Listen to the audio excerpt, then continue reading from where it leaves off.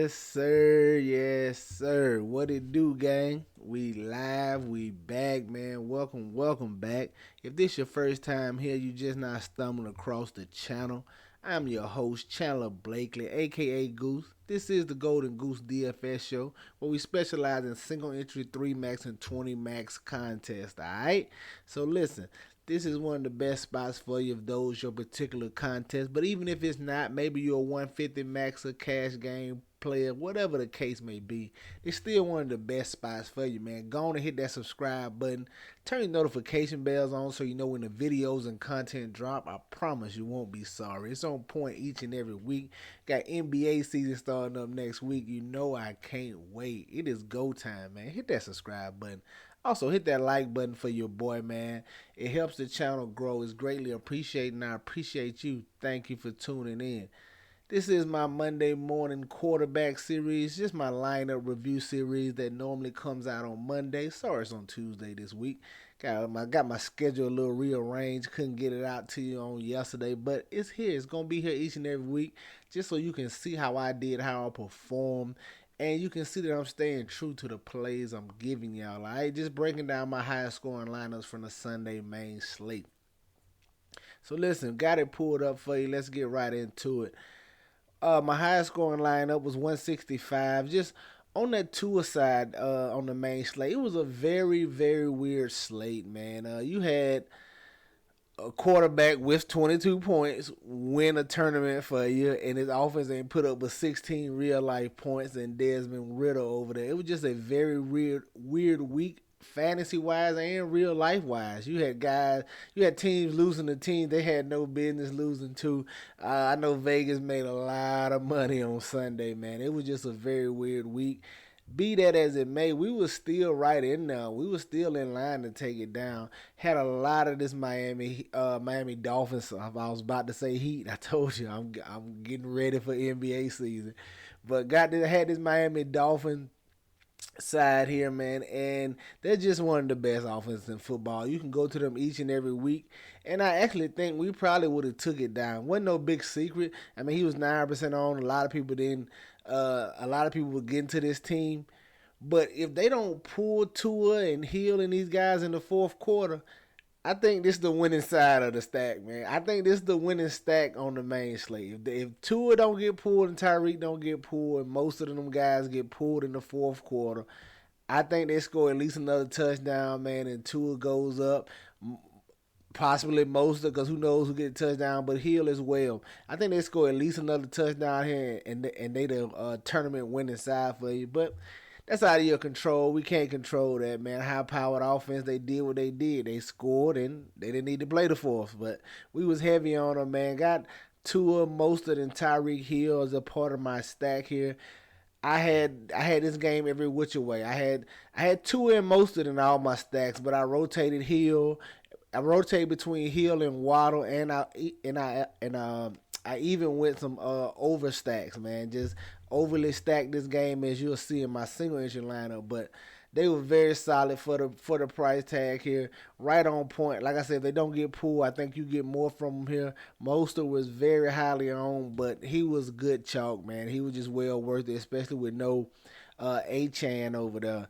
Ran it back with Chuba Hubbard here in this spot is I knew he would be popular, but he was a chalky option with no Miles Sanders over there, and I thought he was an easy piece to get back to, and I thought he would come in lower on than Adam Thielen.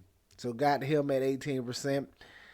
Rounding out had Christian Kirk at 21%. Had too much of him, man. Him and Ridley were my higher owned receivers. I had too much of this Jacksonville offense for the bulk of it to come on the ground, so that hurt us here. But Kirk wasn't terrible, man. Right at 14 fantasy points for KJ Osborne. Just getting to some of this Minnesota attack.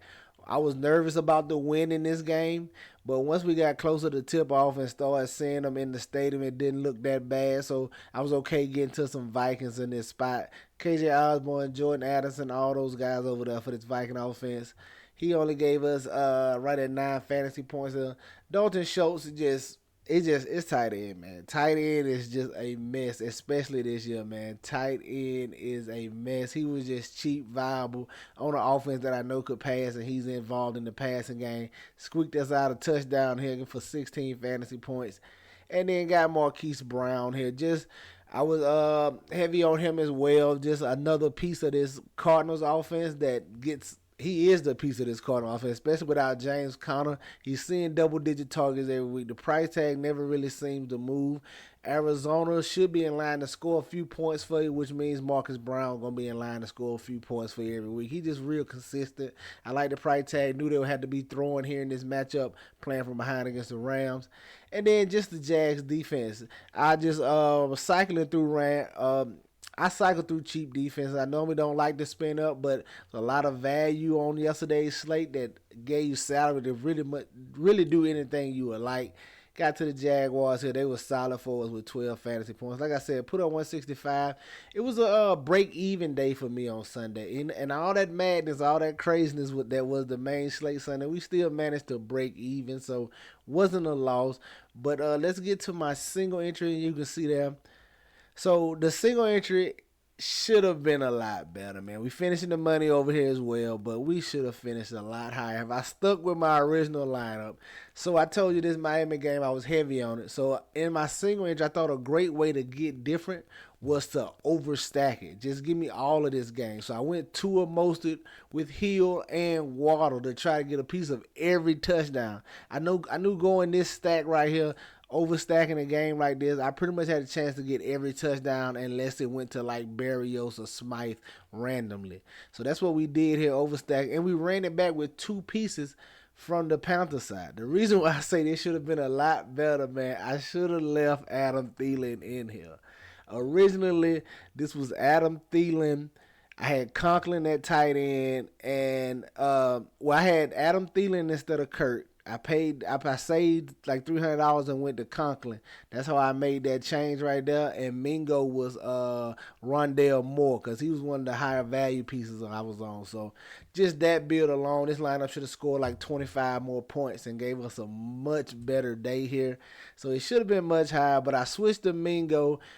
I wanted a different value piece than Rondale Moore because I played a lot of Rondale Moore, man. I just like the price tag on him. He was used in offense. He got carries with James Conner in offense. I thought there was a chance he could probably see a few more without him. So I had a lot of Rondale Moore. So I wanted to get a little less exposure to him, and I had him in one of my other single entries. So that's why I ended up going down to Mingo, which hurt me right here. Would have much rather had Thielen. This lineup would have finished a lot better.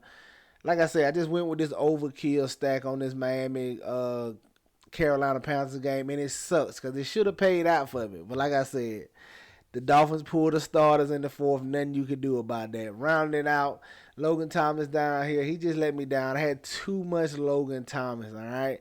I wasn't expecting him to have a bigger day as he had last time, but thought he would definitely give us a much better than one fantasy point here. He let me down in this spot. And then Christian Kirk again. Like I said, I had Christian Kirk. I had Ridley. I wanted some of those Jags receivers.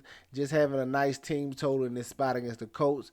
And we got the Browns defense here, man. I told the guys during the live stream, like, give me the Browns defense. I saw the ruckus commotion before the game. I definitely give me the Browns defense. I knew it was going to be a scrappy, hard-fought game. I didn't think Cleveland would win, but I did say this could be like a 17-14 game for the 49ers. It's going to be tougher than expected. And that's what we got here. That's what we have. And that's why I had some exposure to this Brown defense.